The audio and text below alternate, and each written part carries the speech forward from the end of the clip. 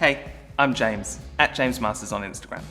So, across these two videos, we're going to be talking about how to prep white hair and apply a semi-permanent colour over the top. And we're also going to be talking about how to recruit new clients into the salon to get creative. Right, so let's talk a little bit more about where I'm from and why that impacts the kind of clients that I get walking to my salon. So I am joined today by Julie, my model, and we are both from a small town in Norfolk called Downham Market. So the demographic in Downham Market is a very mature kind of area of people. So obviously a lot of the clients that are going to be coming into my salon have white hair.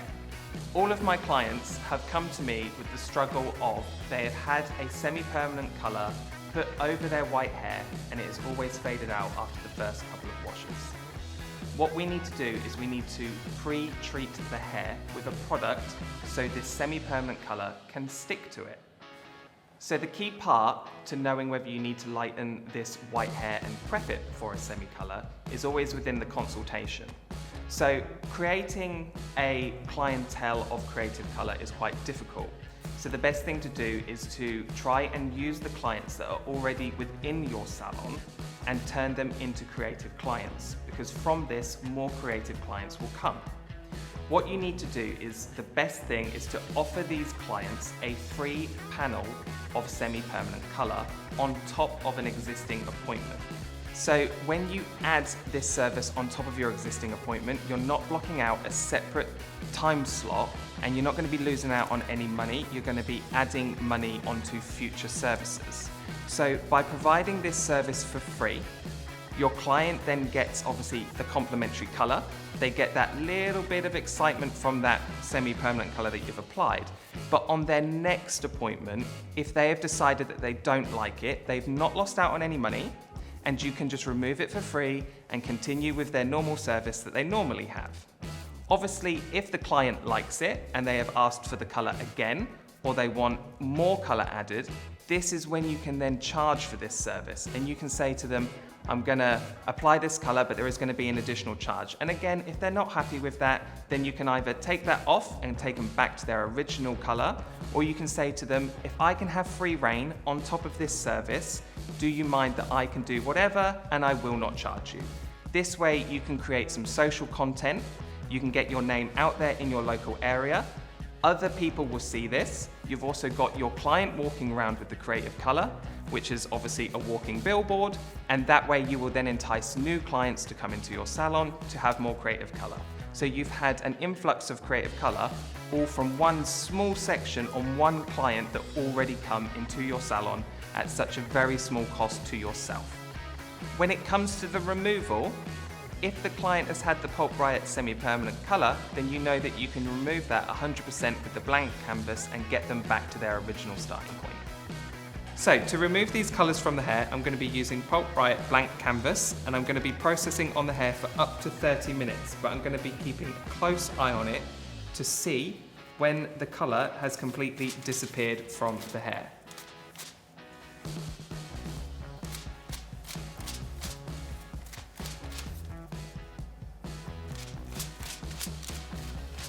I'm going to make sure that the product is fully saturated on the hair so we do not create any hollow spots, and I'm going to lightly avoid the scalp area by just tapping that product into the root area. I am laying the hair onto a foil. I'm not incubating, I'm just isolating that one section so it doesn't sit on top of the ear. There'll be no foil applied over the top.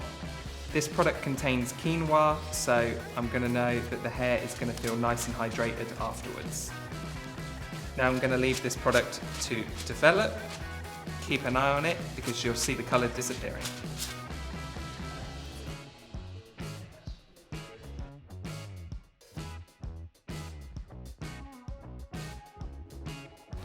So after processing for 10 minutes, you can see that this is our result. We have removed that previous Pulp Riot colour and taken it back to a level 10.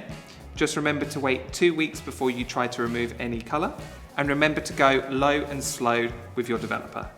So with this model, I'm going to be showing you how to create a creative colour on a client that never usually has a creative colour. So normally for something like this, you would entice your clients through social media. If you're not uploading any of your work onto social media, then you are missing a trick. You should really be using it as much as you can because it is the shop front of your business nowadays. So if you needed any little tips in regards to creating social media content, this is one video of 2. So I recommend going back and watching the other video that I've done. And that will just give you a little bit of information on how to create some creative looks on clients that you already have, and then bringing in some new ones. So the problem with creating new creative color clients is obviously you need to entice them in somehow.